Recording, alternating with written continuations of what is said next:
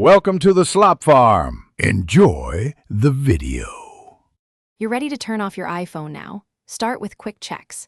Make sure you have at least a few % battery and close any active apps so nothing interrupts the shutdown. Once done, unlock the phone and place your fingers off the screen. This prevents accidental inputs. If your device asks for Face ID or passcode prompts while starting the steps, enter them quickly. That lets you proceed smoothly into the power options without delays or retries. You can power down using hardware or software methods.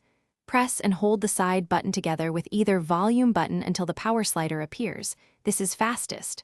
Alternatively, go to Settings, tap General, then scroll down and select Shut Down, a reliable route when buttons are stiff.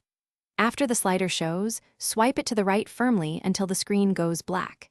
Make sure you complete the full swipe. Partial gestures won't trigger the shutdown and may leave the phone active. Once you've swiped the slider, wait at least 10 seconds to confirm the iPhone powers off fully. The screen should remain black. If nothing changes, force a restart by holding the side and volume down buttons together until the Apple logo appears.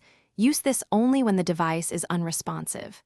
If the phone still won't boot, connect it to a charger for a few minutes.